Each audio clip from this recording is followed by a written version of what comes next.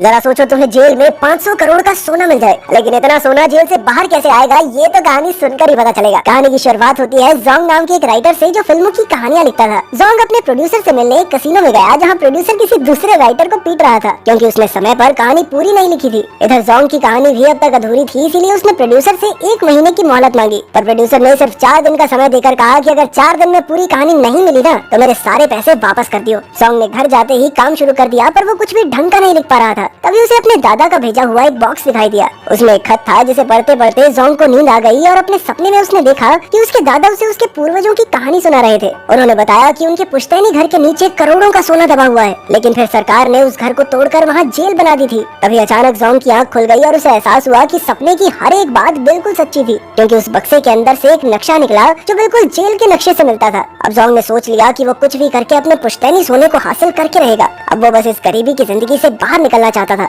इसके लिए उसे जेल के अंदर घुसने की जरूरत थी, तो उसने अपने पड़ोसी का लैपटॉप छत से नीचे फेंक दिया और इस टुच्ची सी वजह के लिए भी उसे जेल में भेज दिया गया। जेल में उसने देखा कि कई कैदी क्रैब नाम के कैदी का जन्मदिन मना रहे थे। फिर क्रैब जोंग से मिला और उसने बताया कि उसका भी जोंग नाम का एक बहुत करीबी दोस्त था, इसलिए क्रैब ने जोंग को अपना दोस्त बनाकर हमेशा उसकी रक्षा करने का वादा किया। बाद में जोंग जेल में मौजूद बरगद के पेड़ के पास गया, क्योंकि उसके आसपास ही एक पुराना कुआं था जिसके अंदर वो खजाना छिपा था। तभी वहाँ एक और कैदी जोंग के पास आया और उसने बताया कि इस जेल के अंदर 2 बहुत ही ताकतवर ग्रुप्स हैं, जिनमें काफी समय से बिना बात के दुश्मनी चलती रहती है। उसने कहा कि जोंग को यहाँ जिंदा रहने के लिए किसी एक ग्रुप में तो शामिल होना ही पड़ेगा। पहली गैंग तो क्रैब की थी और वो किसी भी हाल में अपने साथी की हमेशा रक्षा करते थे। वहीं दूसरी गैंग का लीडर था बाओ नाम का एक खतरनाक कैदी। ये सुनकर जोंग ने कहा कि वो किसी ग्रुप में शामिल नहीं होना चाहता, क्योंकि वो तो यहाँ बस अपना सोना ढूंढने आया है। पर जल्द ही बाओ के आदमी जोंग और बाकी नए कैदियों को पकड़कर बाओ के सामने ले आए। उन्होंने जबरदस्ती सबके ऊपर बाओ की गैंग में शामिल होने का दबाव बनाया और मजबूरन जोंग को भी राजी होना पड़ा। अब बाओ की गैंग में शामिल होने के लिए कैदियों को बाओ की थूकी हुई चाय पीनी पड़ती थी।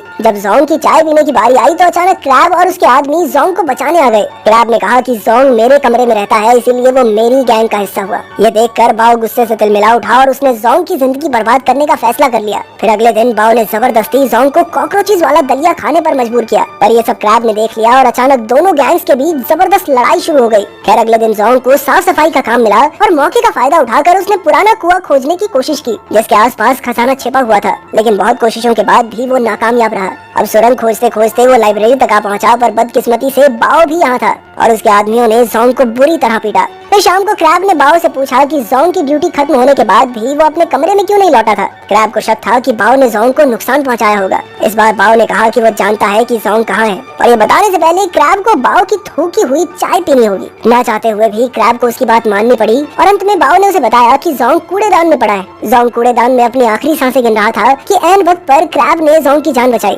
उसकी हालत देखकर क्रैब ने फैसला किया कि वो बाओ से बदला जरूर लेगा। इस पर जोंग भी राजी हो गया, क्योंकि शायद दोनों गैंग्स की लड़ाई में शायद उसे स्टोर रूम से जेल का नया नक्शा मिल जाए, जिसकी मदद से वो शायद पुराने कुएं को ढूंढ पाएगा। फिर जैसे ही दोनों गैंग्स आपस में भिड़ी, जोंग ने मौका पाते ही गार्ड से स्टोर रूम की चाबी चुरा ली, पर इससे पहले कि वो स्टोर रूम खोलता बाओ ने उसे पकड़ लिया। फिर बाद में जोंग ने क्रैब से कहा कि तुम्हें मेरी रक्षा करने की कोई जरूरत नहीं है, क्योंकि जब से तुमने मुझे अपने साथ शामिल किया है तब से मेरी मुश्किलें बढ़ती ही जा रही हैं। ये सुनकर क्रैब को धक्का लगा और वो एकदम शांत हो गया। कुछ देर बाद क्रैब ने जोंग से माफी मांगी और कहा कि उसके लिए अपने साथियों की रक्षा से बढ़कर और कुछ नहीं है, इसीलिए उसने गुस्से में बाओ से पंगा ले लिया। फिर क्रैब ने उसे अपनी पुरानी कहानी सुनाई। कई साल पहले उसका जोंग नाम का एक दोस्त हुआ करता था, जिसने क्रैब को गैंगस्टर्स से बचाने के लिए अपनी जान की कुर्बानी दे दी थी। उस दिन क्रैब ने अपने साथियों की रक्षा करने की कसम खा ली थी। ये सब सुनकर जोंग को भी बुरा लगा और आखिरकार उसने क्रैब को जेल में आने का अपना असली मकसद बताया। वो जेल की बेसमेंट में छिपा अपना सोना लेकर यहाँ से भागना चाहता था। ये सुनकर क्रैब ने सोना ढूंढने में जोंग की मदद करने का फैसला किया और उसने ये भी कहा कि उसे सोने का कोई हिस्सा नहीं चाहिए। अब प्लान के मुताबिक जोंग ने स्टोर रूम के गार्ड की गर्दन पर केमिकल छिड़क दिया,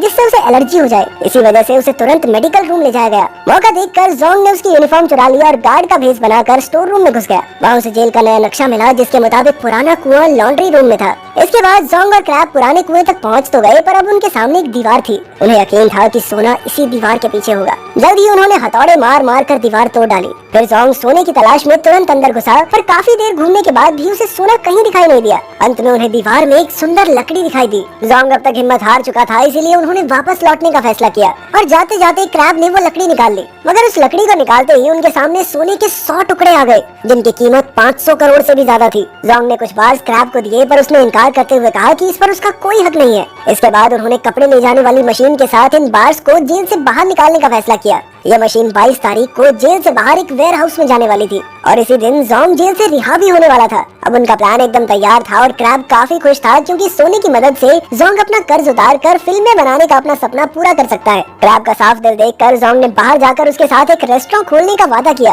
पर अगले दिन बाओ और उसकी गैंग ने जोंग और क्रैब पर हमला कर दिया और भयानक लड़ाई शुरू हो गई। इसी बीच जोंग के छिपाए हुए सोने के टुकड़े बाओ के हाथ लग गए, पर तभी अचानक गार्ड्स वहां आ गए, लेकिन इससे पहले ही उन्होंने सोना छुपा दिया। अब जोंग सोने के बारे में सोच रहा था कि बाओ ने गार्ड्स को झूठी कहानी सुनाकर कहा कि जोंग का पैर फिसल गया था, इसीलिए वो तो जोंग की मदद करने आया है। इस पर जोंग ने भी उसकी हाँ में हाँ मिला दी और ये देखकर क्रैब को एहसास हुआ कि जोंग के लिए सोने से बढ़कर और कुछ नहीं है। इस बात का क्रैब को बहुत बुरा लगा और उसने मन ही मन जोंग से दोस्ती तोड़ दी। कुछ समय बाद क्रैब को खबर मिली कि उसकी बेटी की हालत बहुत खराब है और वो हॉस्पिटल में है। ये सुनकर वो जोंग से मिलने गया। उस वक्त जोंग और बाओ सोना लेकर जेल से भागने का प्लान बना रहे थे। अब क्रैब ने भी उनके प्लान में शामिल होने की इच्छा जाहिर की, पर उसे सोना नहीं चाहिए था, बल्कि उसे तो जेल से जल्द भागना था। वो बस अपनी बेटी के पास जाना चाहता था। पहले तो बाओ ने क्रैब के साथ मिलकर काम करने से इनकार कर दिया, पर फिर जोंग ने उसे मना लिया। इसके बाद उन्होंने 3 हफ्ते बाद होने वाली जेल की एनिवर्सरी पार्टी के दौरान सुरंग से होते हुए समुद्र के रास्ते से भागने का प्लान बनाया। उन्होंने सोने के बार्स अपने कपड़ों में छुपा लिए और जेल की एनिवर्सरी में 3 हफ्ते बाकी थे और जोंग तो 1 हफ्ते में रिहा होने वाला था, इसीलिए उसने अपनी सजा बढ़वाने का प्लान बनाया। इसके बाद जोंग, क्रैब और बाओ ने जानबूझकर आपस में लड़ाई करके हंगामा कर दिया। जल्द ही गार्ड्स ने वहां आकर सबको अपने अपने कमरे में भेज दिया। अब लड़ाई में शामिल होने के कारण जोंग की सजा बढ़ा दी गई। जल्द ही पार्टी का दिन आ गया और उन्होंने क्लोरीन गैस के गुब्बारे फुलाए ताकि उनमें आग लगाकर वो अपने प्लान को अंजाम दे सके। जब हेड गार्ड भाषण दे रहा था तो अचानक गुब्बारों में धमाका हो गया और इसी मौके का फायदा उठाकर जोंग, क्रैब और बाओ सुरंग के रास्ते से निकल पड़े। पर रास्ते में जोंग को चोट लग गई तो क्रैब ने प्लास्टिक से उसके घाव को बंद किया। इसके बाद उन्होंने जैसे तैसे सुरंगों के बीच रास्ता ढूंढा और मिलकर आगे बढ़ते रहे। आखिरकार उनके सामने एक बड़ा दरवाजा आया जिसके उस पार समुद्र था। उधर गार्ड्स को भी भनक लग गई थी कि 3 कैदी गायब हैं, इसीलिए वो चारों ओर उन्हें ढूंढने लगे।